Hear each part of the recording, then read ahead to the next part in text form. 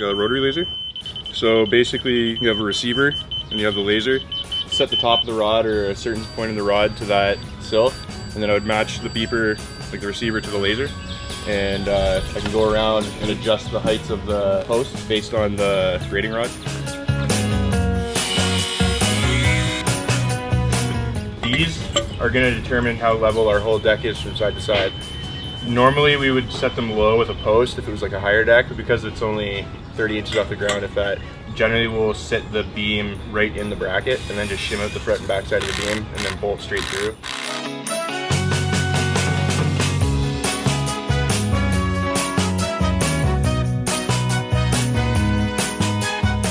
Just installed our ledger board. I used a concrete drill or a hammer drill. Set the first one. I held the other end. So yeah, so then once the ledger board was level the whole way across, Jeremy went in and used the concrete drill to drill out the holes for our sleeve anchors. And then I hammered the sleeve anchor into the hole, and then Jeremy went along after and fired them in with the impact. Basically the sleeve anchor, it's you've got your threaded rod on the inside with a wedge on the end, and then this sleeve is on here and it's split.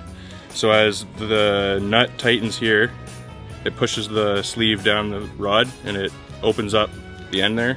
So as that's happening inside the concrete wall, it's pulling the ledger board tight to the wall and expanding this so that it can't pull away. Excellent. We're going to work out our 16s, or at least our joist spacing, whether they're 16s or not. Then we mark them all out, and then we're going to start putting our joists on.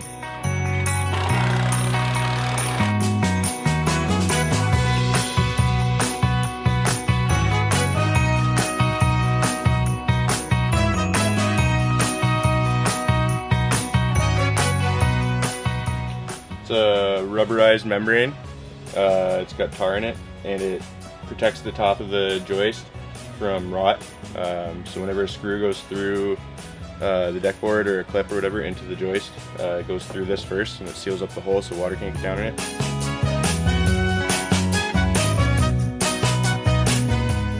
Well, this is probably like one of the best things you can do to make your substructure last longer. Kind of like undercoating for your car.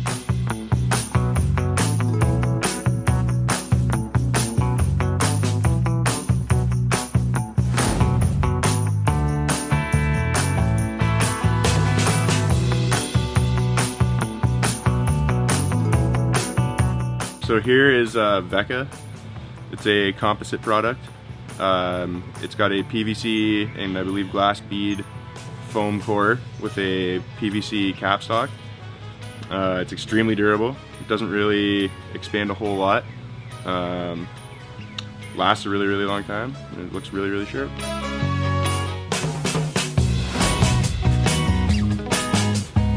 Alright, so what we're going to do is measure out a little bit more than the width of a board from the wall of the house. We're going to make a pencil mark each end where the decking is, and then we're going to snap a chalk line, and that gives us a nice straight line from the 2 points. If we just push the deck board tight against the wall, it'll end up following the curve of the wall if there is one, and then every single board that we space off of that board will carry that curve right to the end of the deck.